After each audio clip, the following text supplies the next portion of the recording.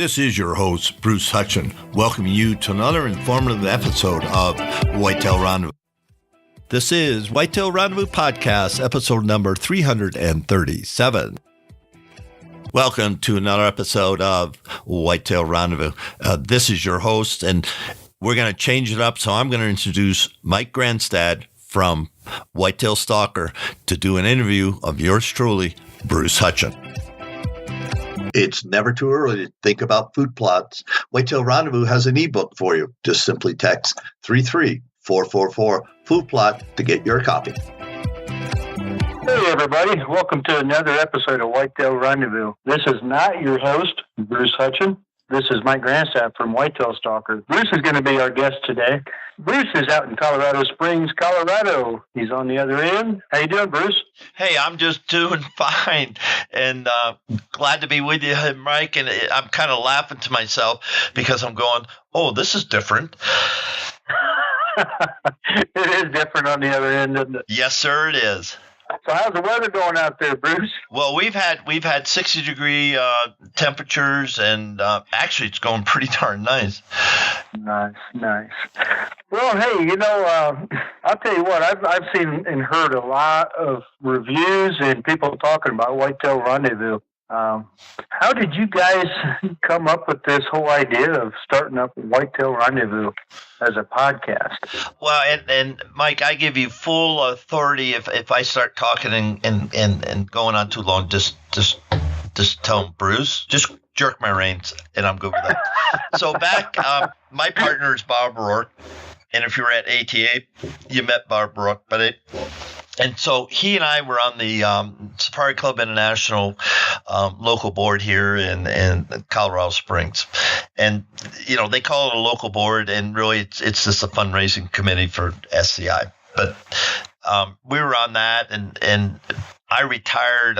It's 2012 I retired and did a lot of different things and nonprofit work, so forth and so on. And Bob always told me, he said, when you retire, I'm going to figure something else, and we're going to form a partnership, and we're going to have some fun.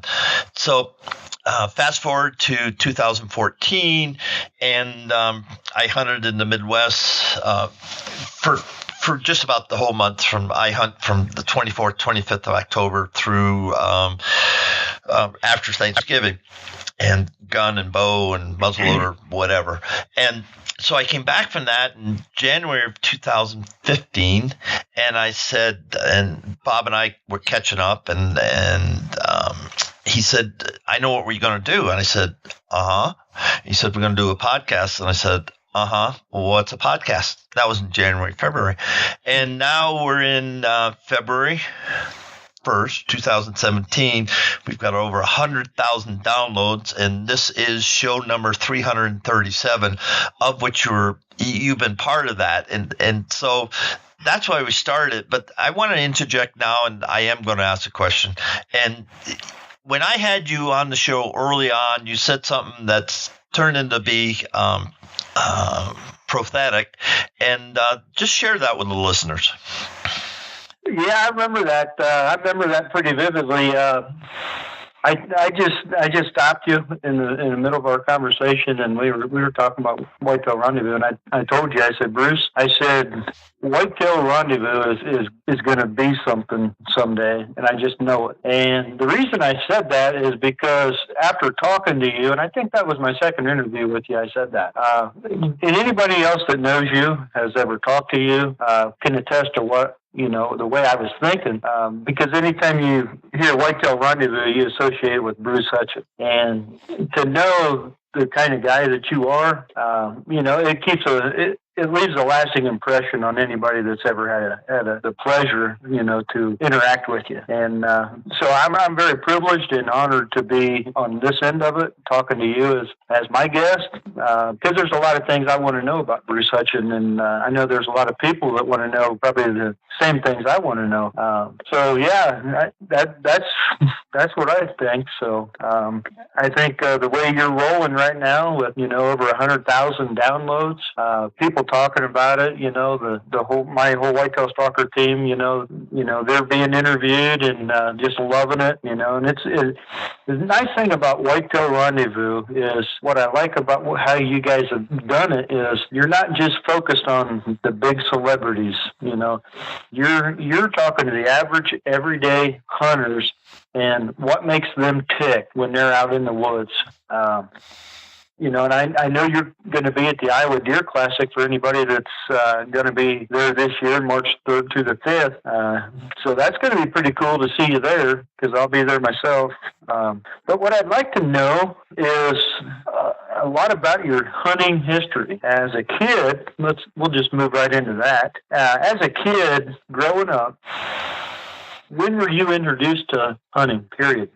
Great question, and if you go to my website, you can read the about, and it talks about the beginning, and it really gives you a great overview of who Bruce Hutcheon is and what I've done in my career. But getting specifically to the discussion we're having now, I was born in Providence, Rhode Island, and my dad worked for Chrysler Corporation, and he was within the Mopar division, and he ran the New England part for Mopar. And so, 5 years after I was born, we moved out to a place called Foster Center, Rhode Island, which is quintessential 4 roads. And on one side, you got a one-room schoolhouse. The other side, you got a Baptist church. Then you got the county clerk's office. Then our house. I mean, we were kind of right there in the middle of this little town in New England. And I read a lot of books or magazines. I'd get a hold of magazines or subscribe to Field and Stream, when I was 6, 7, 8 years old. So I knew I always would be a hunter, not a gatherer. I'd be a hunter. And that's true.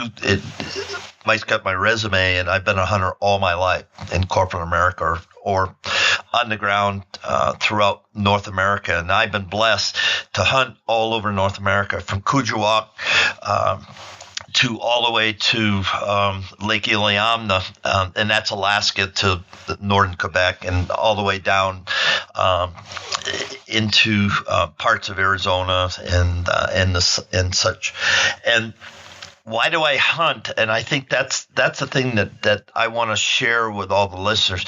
I hunt, 1, because I can. 2, because it puts me closer to God. And 3, because I eat what I kill. Yeah, I got a couple of trophies, and I have a couple of trophies. I don't have a lot of trophies mounted. I've collected them, and I'll bring the horns home, and my buddy's got a bar, or this guy doesn't have any horns in his house, or whatever. So basically, I've given away a lot of trophies simply because I own the experience, I own the memory, and nobody can take that away from me. So let's go back to Foster Center, Rhode Island, and I had an Uncle Henry, and he lived on a farm. It was a substantial farm in Rhode Island, couple hundred acres, and I would go down, and Uncle Henry lived a very simple life, and my cousins Billy and Henry lived a simple life, and my Aunt Catherine. I'm talking about they had electricity, but they pumped water into the kitchen sink, and they heated the house with a coal-fired, they burned coal. And this is even into the 60s, when I was going down there. And they lived a subsistent life, not unlike you see reality shows about Alaska, Life Below Zero or the Alaskan Frontier. I mean, they lived that, and they would always hunt in season, and they'd always, capture game, and they had traps, and they had foxes, and they get furs, and they'd sell them, and raccoons, and they'd sell them. And I went down there, and they taught me how to skin, they taught me how to set a trap, they taught me how to shoot a .22, and we'd shoot clay pigeons and stuff, hand thrower. And so as a young kid, I was born in 46, so we moved to Foster in 50 at 4 years old. Now I'm doing this stuff at 6, 7, 8 years old. 10 years old. And so, I learned a lot, and I'll just share this one story about Uncle Henry. So we're out and we're shooting clay birds, and then all of a sudden he goes, "Go get my 45-70." And I go, "Okay." He says, "It's loaded. Don't touch the trigger." I said, "Okay." So I went in his gun rack, got it, brought it up, and he just goes, boom! I have no idea what he shot. Well, he harvested or shot at a deer. Let's just leave it like that. And okay. And he's long gone, so and so growing up, was there any big public figure, hunting figure that kids of your age were looking up towards, like we have today? We got the Jim Shockeys and Michael Waddell's. Was there anybody in particular back in those days, that you guys had an opportunity to look up to? The thing I remember most about Field and Stream was, and I hope I get this right, Old Man and a Boy. I read that a lot. I can't tell you, that I, looked at anybody, and it's real simple. Uncle Henry, and then Otto Knight. Otto Knight was my neighbor when we lived in Foster Center. And so he sold grain from Eastern States. He sold grain, so he's a grain distributor, and people would buy grain for their cows for Western Rhode Island and then into Connecticut, and that was it. And so as a young man, he said, "Okay, come down and sweep out my my office or the warehouse or whatever." And I would do that. Then he'd take me trout fishing. And then when I get a little bit older, he said, "Okay, take the pickup and go down and pick this up and come back." And I go, "I'm only 10 years old." I jumped. So you had a pretty good role model growing up, as far as hunting and fishing. And he was a hunter. So you didn't really, you didn't even need a. You didn't even need he was a hunting fool. A public role model. Oh, in the pickup, he always carried his shotgun or his .22. Oh, yeah. Yeah, I mean, I can relate to that. I mean, that's somebody I would look up to, too, as being a young kid.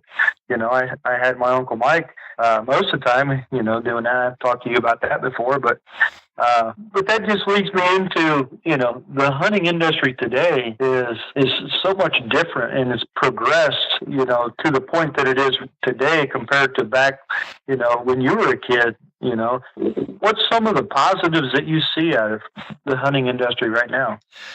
Interesting you would say that, because to me, the anticipation of getting up, and I spent last August, I spent 22 days above 10,000 feet sheep hunting.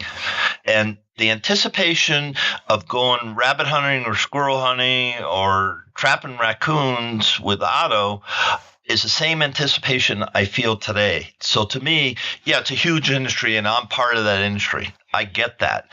But the hunting aspect, it's no different today than I was a young man, because every day is an opening day. It's just like when I fly fish and that trout rises to my fly, or I catch him, I see his mouth open and turn his head, and I see the white inside of his lips when he's taking my nymph, because he's feeding and I'm nymph fishing. That's just as good as when I was 6, 7, 8 years old fishing the creek below Otto's cabin on his family homestead. It's the same feeling. That has never left me. So when you make that statement, what's different? To me, the tradition of hunting is exactly the same. I'm just older and I'm better at it. But when I was a kid, right, I killed a lot of stuff when I was a kid with a single shot 22 or a single shot 20 gauge, pull back the hammer and pull the trigger shotgun. It's the same. My tools are different. Right, but the joy of the hunt is still there. It's the same thing as it was, probably a span of 50, 60 years. So, I guess it's all about what a hunter makes of his hunting trip, It's probably no different than when you grew up than what I experienced when I go out, Even me as a kid, when I was a kid, it's really no different. If I go hunting by myself, age has no bearing on my hunting experience. So I feel where you're coming from there. Just to switch gears for just a second, I wanted to ask you this. I've always wanted to ask you this. Yellowfin tuna out of Eastern Pacific, out of San Diego, California. Yep. What is that like to land a yellowfin tuna? Because I, from what I see on TV, those things can fight and have you ever wear you down. Have you ever roped a 300-pound yearling steer? Nope. And dallied up? Nope, but I see where you're going, though. Okay, so here's I'll just compress it. I live in California. I was involved in the .com industry. That was fun, and then it wasn't so much fun. But during the time it was fun, I did things, and so I started fishing offshore in San Diego. And then you go offshore for an overnight, then you go offshore for 3 days, then you go offshore for 5 days, then you go offshore for 10 days, and then you go offshore for 12 or 14 days. And the longer you're offshore, the farther you go. So we went down to outside of Magdalena Bay. Magdalena Bay is where the gray whales go, and they have their kids. They calve. And so it's a well-known place. And so we're fishing about 50 to 100 miles off Magdalena Bay, and it's the last day of a trip, 10-day trip. And it's the last day of the trip, and we've caught fish, but we really haven't caught what we want. Then all of a sudden, everybody, the deckhands or deck technicians and the skipper and everybody lights up and said, "Here they come!" And we got attacked by 200, 300. We never caught a 400, but there were big tunas there, and so it's all stand up. There's no chairs. It's just you, and you're in a harness, and you against the fish. The first fish I had on, and they're biting, we're using mackerel, and they're 5 pounds. That's the bait. And so we got the gear to match. And so he takes it, and he's out there a quarter mile. On my big reels, I have, over a quarter mile of spectra on it. And then all of a sudden, it just came apart. And when you have that much pressure on a steamrolling fish, it's just like you're roping a 300-pound yearling, and you're trying to dally up, and he doesn't want to go, and it's a train wreck. That's all you can say. So bang! I mean, that's how loud it goes. It was louder than that. And the deckhand looks at me. "Are you okay? Are you okay, Bruce?" I said, "Yeah." He said, "Grab your reel." He baited another fish. I threw it in, and I get hit almost instant bite. And so then the fish takes me laps around this boat. And these are 110-foot boats, and there's about 20 fishermen and about 10. You got to cook. There's about 10 people taking care of you. And so I start doing laps. And, I'm fighting it on the bow, and then he's kicking my butt. And I'm not a small guy, but he's kicking my butt. So I have to slow everything down because, I want to show him who's boss wrong. And so I had to just slow down, take a breath, and just let my reels. And I used Penn International 2-speeds. And I just let the gearing, I put it in low gear, and I just get an inch every crank, not a foot, an inch. And I'm just working them back and working them back and working them back. And it turned out I was the last fish on the boat, and it was 225 pounds. It took me an hour and some odd minutes, man on man. Yeah, I had somebody giving me some water and stuff like that. And you can't imagine the joy. Well, if you see my picture, someday I'll share you guys my picture of my personal best. And my friend Dave Rocky was there, and he's smiling as big as I am because he knew I had fished hard for 3 years and I never broke 200. Caught a lot of 100 pounds, no big deal. But 200 is like that's like a 350 bolt. It's Boone and Crockett, but it's the low end. Then you go to 300, that's definitely a Boone and Crockett bull. You hit a 400, then you're over 400 inches of an elk, and you can equate that to a deer or whatever you want to do.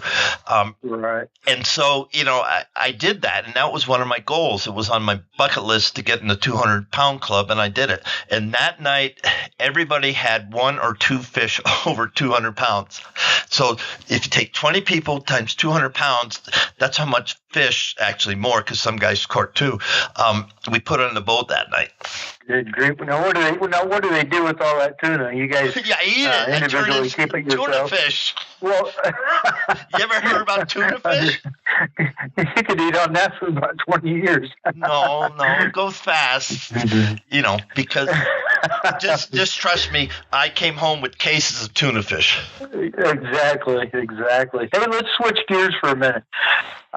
This is another one of my questions that's been gnawing at me. Okay, we're going to head north to Alaska. Okay, the tundra of Alaska. What did you hunt up there?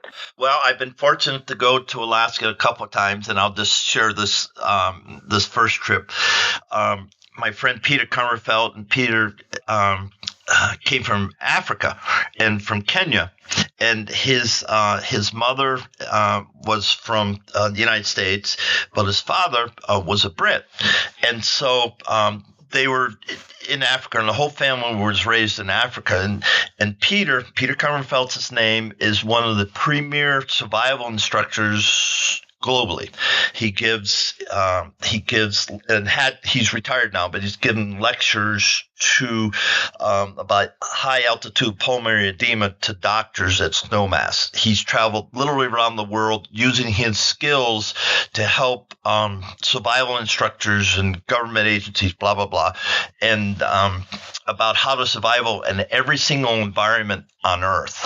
That's how good this guy is.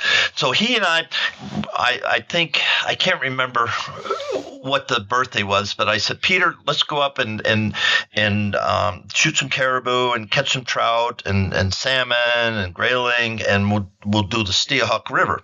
So we fly into Anchorage and then float trip out of there to not the headwaters of the Steelhawk, which drains into the Mulchatna. But anyway, we got 100 miles to row, and I love the rower raft. So it's just Peter and I with our rifles and our gear and everything stowed in, and we start drifting down this river and catching a lot of grayling, a few trout. We just missed the silver run. They were there, but the bears were eating them, and they wouldn't really bite. But we just drifted down and spent, I don't know if we spent 10 days. I can't remember. But anyway, we had hellacious wind. There was a hurricane down in I want to say the Gulf of Alaska. I don't know if that's right, but anyway, and it was hellacious winds, and so we had to get in spruce thickets and batten everything down. And then when the wind died out, we went hunting, and we didn't shoot a caribou because it was too warm. I saw a lot, and I saw moose and bear, and had a bear just walk around our tent at midnight. That was fun. It sounds like a trip of a lifetime to me. Oh, Lord. And then so Peter and I, we read books and hang out, and unfortunately, because it was way too warm, the meat would spoil, even though you kept it cool as best you can, and it just didn't work out. We had a great fly fishing trip, and one of my favorite pictures from the whole trip is we hit the sandbar, and there's a grizzly bear track, and right beside it there's a wolf track, and I have that picture, and it's like quintessential Alaska. You're in the wild, and you are not top of the food chain. You're at least third down, even with my 338. Even with my 338, I'm still down there. So, that's one of the trips, and that's one of my Alaska trips. It sounds like a trip of a lifetime to most people. Even me. There's a lot of things I haven't done, that I'd like to do, but just to live those stories through people like you, it does a lot for me. So, and I know you've also, we won't have to cover too much, but I know you've also done a wolf hunt. And we won't talk about that too much, but good grief, that would be cool. That would be really cool, because I don't really think people understand how big those are until you got one right there in your arms, after you've harvested it. But that'd be another thing, right? They can read that story at Go Hunt. Just Google Go Hunt Bruce Hutcheon, and there's two stories. I went to British Columbia, really short, and hunted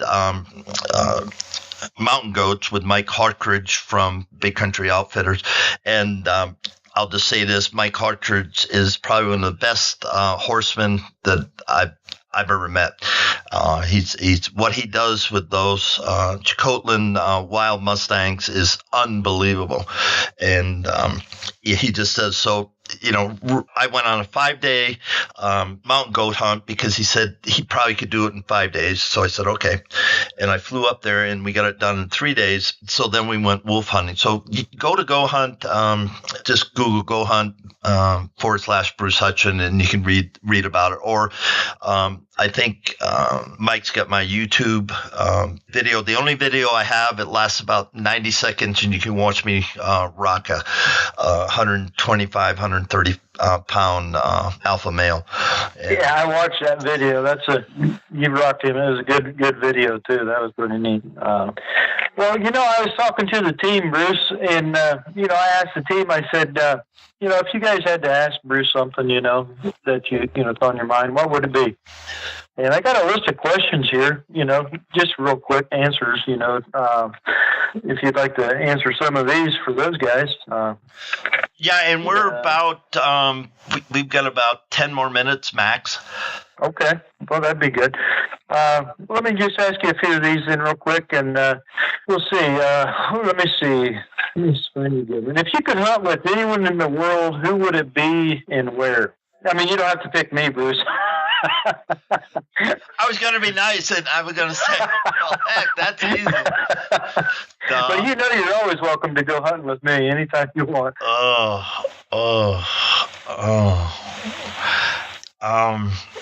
Yeah, there's two guys. I mentioned Adonai and then Harry Shear. Now, Harry, I hunted with him in 1966. He was Dick Rogers' brother-in-law. And short story, Dick Rogers owned the bar called the Library Bar in La Crosse, Wisconsin. We were both going to college there, and he was a little bit older, just a couple of years, but he had figured out, and he bought a bar, and I attended bar with him. So it was Thanksgiving 1966, and he says, "Hey, why don't you come home with me, Hutch? I know you can't get back to New York for Thanksgiving, so come on with us and we'll go shoot some whitetails." I go, "Okay, I know what a whitetail deer is. Shooting, I don't have a gun, I don't have anything." He said, "No, just work a couple more hours, get $100, you can get a shotgun, a license, slugs, boots, coveralls, and a hat and some gloves. You'll be fine." And so that's what we did.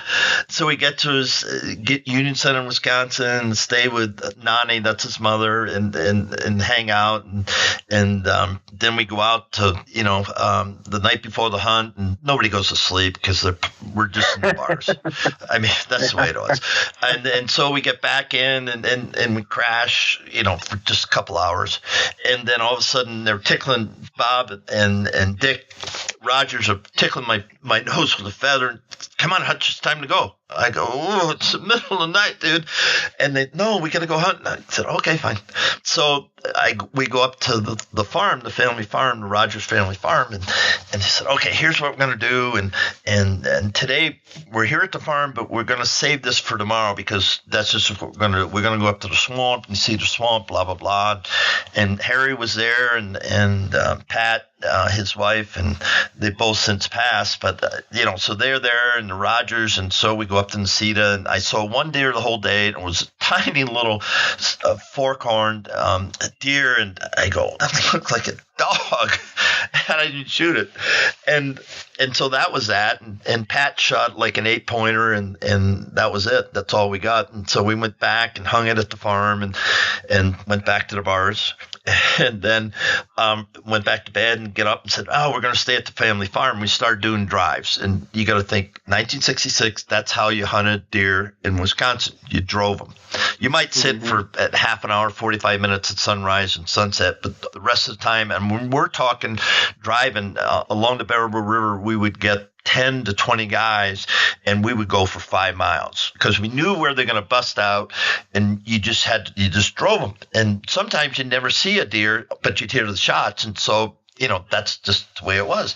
And we had a crew, probably 10 or 15 guys, and we drove the family farm, and there's a picture I'm looking at right now. There's 1, 2, 3, 4, 5 bucks in the back of Dick's Brothers pickup, international pickup, and there I am. And I'm sitting there, and they're all basket bucks. Forget the score; it's browning down because we're eating them. I mean, those people, we ate deer. We ate deer and deer stew and deer lasagna and deer spaghetti and or venison and then heat 'em ups and then jerky and then summer sausage. I mean, we're in college. We ate deer, and that was the beginning. And the first year, I'll just share this. So we're driving, and Dick says, "Okay, Hutch, you got to come here. I'm going to put you on stand here. You're going to go lay behind that log in the woods, and there's a good sized hill, and they're going to come right along there, or they're going to bust in the field." And he had a 308 or 36 or 30-06 with a scope, and then I had my shotgun. And so I'm laying behind the log. He said, "Just lay down, don't do anything, and he'll walk right by if he comes that way, or he'll run across the field and I'll shoot him." I go, "Okay." Then I kind of peek out to Dick, and he's 100 yards away, just on the edge of the woods in the field. And all of a sudden, I see him bring his scope up, and he's looking into the woods, not on the field. I go, "Okay." And then I hear this rustling, sounds like a squirrel. And I go, "Oh," and it gets closer, and then it stops. Then it gets closer and it stops. I go, "Holy fright. It's a deer. It's a deer." And I can see Dick kind of watching it. And then the deer's probably 50 yards, and he just kind of puts his rifle down and doesn't do anything. He's watching me, but puts his rifle down. And it gets closer and closer. And so I'm just laying there. The wind's right. The deer doesn't know I'm there. Forget about scent control and everything. The wind was in my face, and he didn't know I was there. So all of a sudden, I hear him get closer and stop. This is so funny. So I got a shotgun with no plug in it or anything. There's not 3 shots. I think it was 5 shots.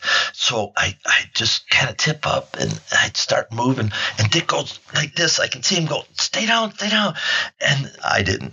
And so I jump up. There's a deer. He looks at me. I look at him. I go, "Boom, boom, boom, boom." And Dick's laughing. I can hear him laughing. I did hit him with the first shot. The other shot that I found, I took his ear out. I put a hole in his ear. And there's, of the 5 others or 3 other shots, there is no, and Dick is laughing. "Stop shooting Hutch. You killed him. He's dead. You're making hamburger the meat. Stop." I think we've all been there, haven't we? And that was my first deer kill. That was it. Nice. That was a great story, too. But that leads me into this question, okay?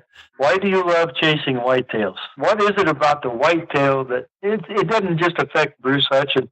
It affects Mike Grandstaff. It affects, man, look at the industry. It affects so many people. But what is it about the whitetail that we love, We love the whitetail probably bar none more than any other animal on this planet to hunt, in my opinion. Am I wrong?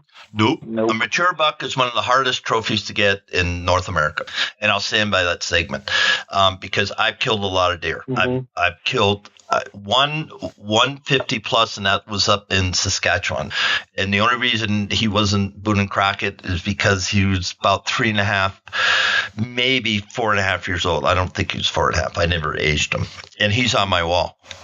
And to hunt and put down a mature buck, and I'm talking 150 plus, consistently, year in, year out, public land. I'm not talking about outfitters, and I'm not talking about, private land, just doing it DIY. I think that's the hardest trophy to get in North America. Why? Because they can live on 40 acres. There can be a mature buck, 4.5 years old, 150 or better, and you will never see him. And he's there. You can see him on your trail camera, but you only might get one picture of him the whole year, but he's still there. And so when I have to match up all my hunting experience, all my skills, using all the best technology, and still he beats me, I mean, what a game. What a hunt. It's a hunt. Yeah. I can add to that. I'm on social media on Facebook. I posted a picture of a buck I call Dogleg.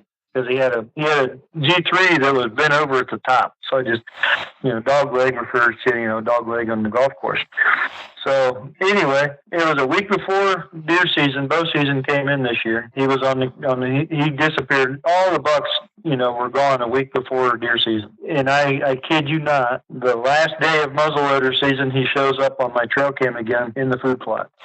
This whole hunting season, he never showed on the trail cam. I never seen him while I was hunting, but I guarantee you, just like you said, he was there.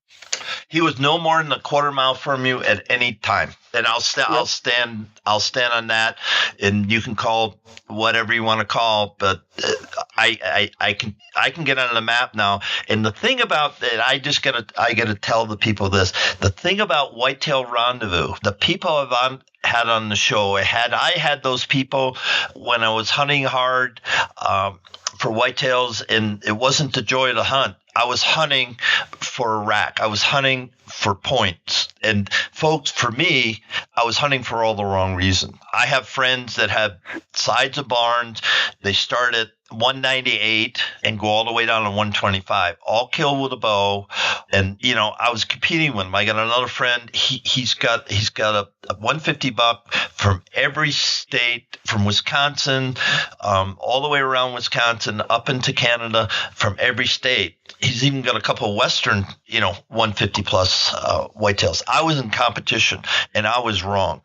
I'm saying it for myself, and Mike didn't know I was going to say this, but I was wrong. I was hunting for the wrong reasons. And when I started the show, Brenda Valentine took me to task. She said, "Bruce, never apologize for what you shoot, and it's your trophy. It's nobody else's." That's 100% correct. Yep, I stand by that too. Yep, and Brenda, she's a wise woman, and she spoke some good words right there. Well, I think that wraps up pretty much my questions, but I will say this to all the listeners. You can find more about Bruce on his Facebook page or Whitetail Rendezvous page. Check out his YouTube video of his wolf harvest. That was pretty cool. Bruce, is there anybody you want to give a shout out to right now? Well, yeah, Mike, Whitetail Stalkers, because after ATA, and I just got to share with everybody, since I came back in January 13th of 2017, things have happened for Whitetail Rendezvous that it's just amazing. And I can talk about the law of attraction, and that's a concept. And someday, hopefully I'll get a chance to share that with everybody at a seminar or something. But our business has completely gone upside down. And I wrote somebody today that said, "Bruce, how are you doing?" I said, we're burning white hot flames. It's fast and furious. It just gasoline has been poured on our business. And like I told Mike today, I started at 7:30, 8 o'clock this morning, and now it's 6 o'clock. And literally, I took a bathroom break, I grabbed the sandwich, and that's it. I've been on the phone talking deals, talking with sponsors, talking with leverage partners, which I'll stop right there. Whitetail Stalkers with Mike Grandstaff and crew are our first social media and lead digits leverage partners. And I'm just so excited about what we're going to do together to help grow the industry, grow each other's businesses, and make a difference in the whitetail world. Yeah, it's going to be an exciting time. Like you said earlier, we both don't know what's going to happen, but, I think I've always let God, lead thing and with Whitetail Stalker, and now that we're partnered up with Whitetail Rendezvous, I think the sky's the limit. I think we're going to get there. So, well, hey, like T-Done said, that's a wrap, and it's time for a nap. So, Mike, close the show. Well, folks, thanks for joining in with us today with Bruce Hutcheon, the host of Whitetail Rendezvous. It's been my privilege and my honor to be on this side of the phone for once, and I hope you all come back and make sure that if you listen to the podcast, make sure you leave a review.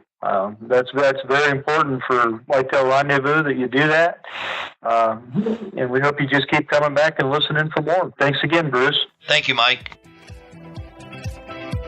Hey, make sure you listen to the next episode of Whitetail Rendezvous. We're going to be visiting with Keith Jackson. Now, Keith is going to talk about building a hunter relationship that is priceless. He's also going to share some memories of the field from 216 hunts. He's got some techniques that he's going to share that'll help you without ever leaving your home office, how to scout out, find funnels, find pinch points, and find mature bucks. Stay tuned. It's going to be a great show. Thanks for joining us. Be sure to tune in tomorrow for another episode of Whitetail Rendezvous, where you can listen and learn from the experts so you can be more successful on your next hunt. Until next time, listen, learn, and succeed.